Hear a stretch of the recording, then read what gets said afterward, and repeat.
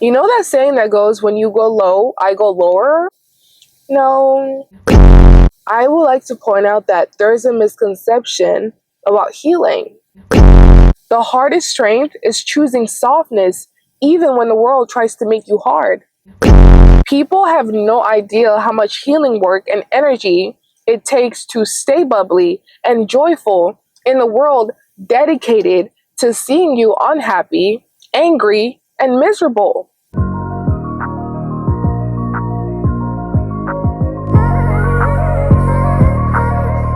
Hi guys, I'm Lisa and welcome back to my channel. So for today's video, we're going to talk about how choosing love, peace, and softness is the most difficult task here on earth, and that it is much easier to be unhappy, bitter, and angry at the world. What inspired me to make this video is that I was reflecting at a time in my life where I felt unhappy, victimized, and angry. And in that reflection, I realized how comfortable I had become in those states, how comfortable I had become in my pain, and how easy it was to just accept it as like my reality. I noticed that it's easier to victim blame, to stay angry or hurt, to give up and blame other people for your problems, because it really doesn't take much effort. It doesn't take much energy. When I began my journey of healing and self-love, I learned to take accountability for myself and my life. I became more intentional about everything, my life, the relationship with myself, and the choices that I made. Doing the inner work helped foster more love within, so naturally, I reflected that back outwardly in everything. Ever since I started my journey of healing and choosing myself, putting in the work to become a better version of myself required so much internal work. In doing the healing, you realize how much work it actually takes to make the conscious decision to take accountability for your life and be like, hey, I don't like the way that my life is going right now. There needs to be a change. Or, hey, I need to work on myself and heal my traumas so that I can live a better life for myself and stop projecting. When you make the conscious choice to heal in a spiritual sense, it will require a certain version of you. A certain version of you that operates from a place of love and empathy. A version of you that moves with authenticity, chooses growth over comfort, alignment over approval, and peace over chaos. Now, before I get to the focal point of this video, I would like to point out that there is a misconception about healing. People think that healing is a straight line, like boom, you're done. They think that you don't experience pain or your problems suddenly disappear, or you never get triggered or experience anger. Like, no, it doesn't remove human emotions or hardships. It just changes how you meet them. You just learn how to deal with it better. No one is immune to the reality that pain or hardship is a part of life. Even when you start healing, you still deal with a lot. I would say certainly more than you did, because you are actively responding to things differently and not how you used to, especially things that are sent to trigger you or test you. It's about reacting less and understanding a little more. Now you respond with clarity, intention, patience, and purpose, which comes through self-awareness. It is a conscious choice, and it takes so much energy in you to not react recklessly, impulsively, or out of emotion, which doesn't take much energy and requires no self-awareness, because you are reacting rather than being deliberate. When you react rather than respond, you're not being deliberate of your actions, your thoughts, and your decisions. You're not thinking in the way like how this affects the person, the situation, or even yourself. You're just reacting. When you respond differently with intention and awareness, it is a reflection of your internal work. It is because you understand that your response to external circumstances is the only thing that matters. You respond in a way that doesn't ask too much of your energy. You respond in a way that reflects the person you've grown to become. You respond in a way that serves you, which might mean walking away, setting boundaries, speaking up, or holding them accountable. Everything has to be taken in account because energy costs too much. Now, don't get me wrong, you can still be kind and have empathy and still have that dog in you. Okay? There's a balance. And it's called self-respect. Because choosing peace does not mean allowing people to disrespect you. Choosing love does not mean abandoning your boundaries. When you have done the inner work and healing, or are actively doing it, you don't respond in a way that would affect your energetic state or in a way that would disturb the peace you worked so hard to cultivate. You stop feeling the need to match energies, to go tit for tat, or seek revenge. You learn to keep your energy pure and untainted. Matching people's negative energy requires you to lower yourself to their level to match their negative energy at the cost of your peace or more. 9 times out of 10, people want a reaction out of you. They want your attention. They want a negative reaction out of you because some people feed off of negative reactions. They get their energy from creating chaos, negativity, drama, and provoking people so they can feed off of their energy. You know that saying that goes, when you go low, I go lower? No. Sometimes it's best to just not say anything or do anything and remove yourself to protect your peace. Because not everything deserves your reaction. Not everything deserves a response. Once you understand that people only want a reaction out of you, it's easier to just walk away and ignore them. We humans deal with and go through a lot, but the ones that take responsibility and accountability for their lives, it doesn't go around blaming other people for their problems. The ones that are actively doing the internal healing to become a better version of themselves always have to respond differently every time they face opposition because of all the inner work they've done or are doing. They can't afford to respond any other way because it costs too much. It costs too much energy. Choosing love is the hardest path, while choosing hatred is often the easiest. Love requires strength and effort. Hatred, negativity, is effortless. They don't ask you to grow. They require no effort. They require no inner work, reflection, or discipline. They are reactive, not conscious. Choosing love requires awareness and discipline, being aware of your thoughts and emotions and not acting on impulse. Choosing love as in choosing peace, being kind, choosing compassion, growth over negativity, and just choosing to take the higher road instead of matching low energy requires a lot of effort. Choosing love is the most difficult task here on earth. Love is something that you have to choose on a daily basis throughout all your experiences. A lot of the times we're faced with hardships, obstacles, and challenges, which is a natural part of the human experiences for our soul's growth. So some like me might see it as opportunities to grow instead. But I will say some experience pain and hardship more than others, whether it's people try to tear them down or the weight of negativity and chaos in the world. Something is always testing us. And every day we're given a choice to choose love, to remain kind, to lead with compassion, and hold on to peace in the midst of it all. So it is much easier to be unhappy, bitter, victimized, and be angry at the world and project all that frustrations onto people because it doesn't take much energy to go down that path and become like the people who've hurt you. But to choose love, compassion, and peace takes immense amounts of energy and strength. Most importantly, choosing empathy even when it's inconvenient, not just when it's easy.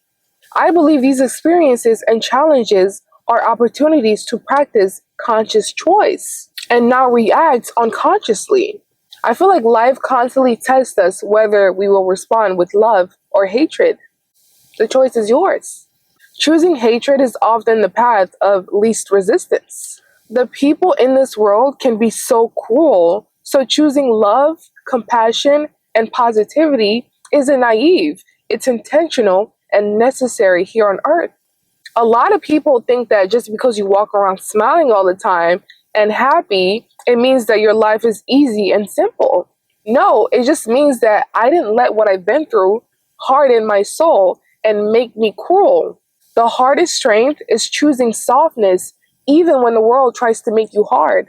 It is choosing compassion over bitterness, even though you've been through a lot to make you bitter and have every right to turn cold, but you don't because you understand the power of love. It's the reason why we're all here. Love isn't something that we do, it's who we are. Love isn't an emotion, it's a conscious choice.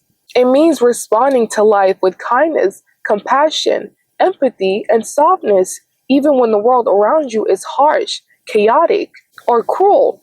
Choosing love, even in the face of challenges and negativity, can be difficult here on earth, but it's always worth it at the end. And I will talk more about that later on in the video.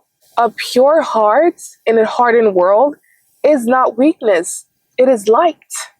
For a long time, I used to think that having a big heart, being empathetic and sensitive is a weakness, but it's not. It's strength. You know, people with big hearts and empathy are indeed God's strongest soldiers. Having empathy in a world that tries to harden you, yet you remain soft and even more empathetic than ever? Honey, that is true strength. Some people do let the world get to them. They do let the world make them cruel and full of hate, which is easy to do. It's easy to fall into that path of bitterness and hatred because it doesn't take much energy. Another reason why I say that love is the most difficult task here on earth is because when you're genuinely happy with yourself and your life, people assume that you have it easy in life and that your life is easygoing because you're bubbly and happy. So people automatically try to humble you and make your life difficult and have all these assumptions about you, saying that you're naive or ditzy, especially Black women, because they think that Black women don't deserve to have joy.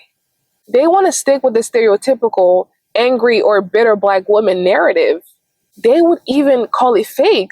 Oh, she's faking it. It's a facade. There's no way someone can be this happy. They will literally go out of their way to make your life difficult because they think that you need to struggle to learn a lesson. And they will do everything in their power to make that happen because they believe that life is supposed to be hard and full of struggles and despair. When you're a happy, bubbly person, people want to dim your light. They want to see you struggle and be miserable. Like, it physically makes them angry seeing you with joy and be so happy. People have no idea how much healing work and energy it takes to stay bubbly and joyful in a world dedicated to seeing you unhappy, angry, and miserable. It's truly a blessing to still be so positive and full of joy because a lot of people are unhappy with their lives and themselves, and they project that onto others. A lot of us have made the conscious choice to be with joy and at peace. Happiness is a choice, just like staying miserable and negative is also a choice, a really freaking easy one. Okay, I'm gonna clock some tea really quick. If you get offended, truth hurts. But the people that choose to move through life led with negativity, bitterness, and hatred are weak-minded. They are weak-minded individuals. And I don't necessarily mean it in a bad way. They just run from themselves instead of facing their shadows. They will never amount to the strength and resilience it takes to face yourself and heal because they don't want to do the work. They don't want to do the internal work.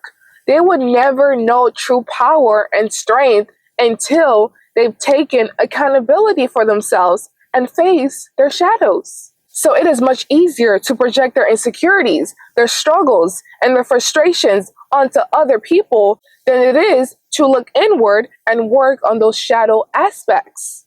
And that is why I have immense amount of love and respect for the authentic and whimsical people, because I understand the level of pain and suffering they must have endured to maintain their softness and how much work they've done. In a world that rewards hardness and glorifies hate and negativity, choosing softness and love is the hardest path. Softness is a choice, not a weakness. While love might be the most difficult task here on earth, it is so much more worth it. When we move from a place of love, it attracts so much abundance into our lives. Love attracts our desires because it is one of the highest frequencies. When we live through the frequency of love, we come alive. We feel a connection with everyone and every living thing. We grow compassion and more empathy. We value life and the life of others. We understand that we're divine beings connected to one source and that we're not separate. Separation is an illusion. We understand our place here on earth, which is to be love and spread love. At our core, love is who we are. Underneath the ego and behind all those programming and conditioning, love is our true form. The power of love is something that unites us rather than separates us.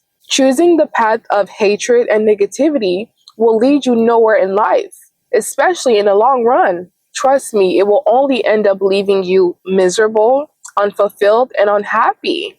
But choosing the path of love will get you so much further in life and leave you so fulfilled, so full of love and joy and abundance.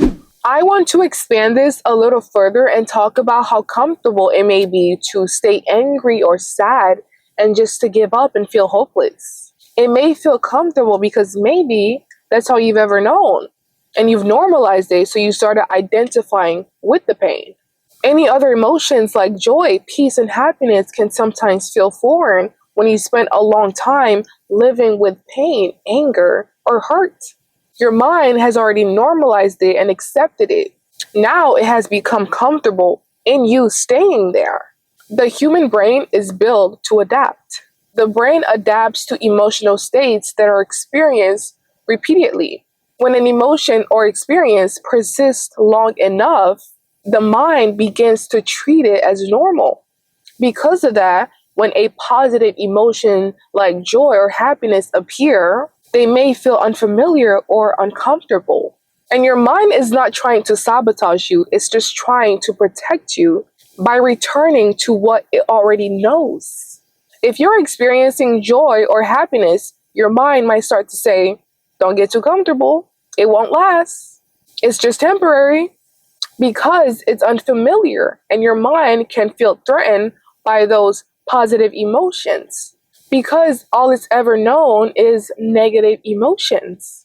And this doesn't mean that happiness is out of reach. It just means that your brain isn't used to those emotions and has only ever known one pattern. It just takes time to get used to those emotions and create a new pattern. And you do that with repetition and new experiences. The more you practice positive thinking and emotions, the familiar it gets. Years ago, I would have never imagined that I would have been able to truly be happy and have peace in myself and in life. I wouldn't have believed it because at the time, it felt so foreign until I had a breakthrough. Well, a breaking point at the time, so I thought. That breaking point was the catalyst to my growth.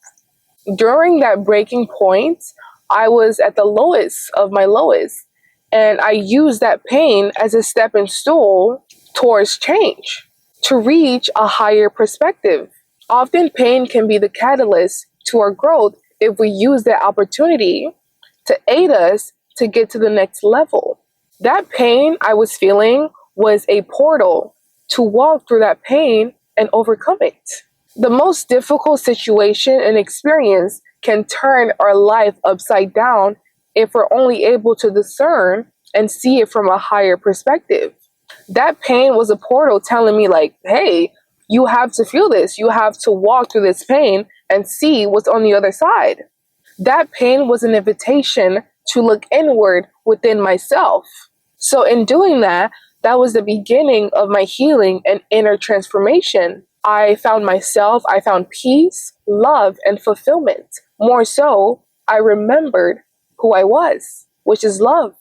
Maybe that happiness or joy you're looking for may be in the wrong place. Instead of looking outward, look inward. One of the catalysts for my inner transformation is getting to a point where I was completely exhausted. Like, you have to get to a point where you're just fed up with life and how things are unfolding, to the point where you can't continue to living the same way. repeating the same patterns. Like something needs to give. Like I need to take accountability for myself and my life. So you log in and do the work. The only thing we are in control of is ourselves. Nothing outside of us is the root of our problems. You might think so, but it's not. That is probably your ego talking. So guys, my mic definitely died during the video, but to continue what I was saying, we are only in control of ourselves. So if your outer world is chaotic, take that as a sign to look inward and see where there's a disconnect. Your inner world is a reflection of your outer world. When you're in control of yourself, you're aligned, you're in tune and connected to your own inner voice, everything outside of you starts to change and match that vibration. Everything starts to work out for you because your inner world is coherent. So your outer world reflects that. Life is less about controlling events and more about mastering yourself. Okay guys, this wraps up today's video. Thank you guys so much for watching. Don't forget to like and subscribe, and I will see you guys next time. Bye!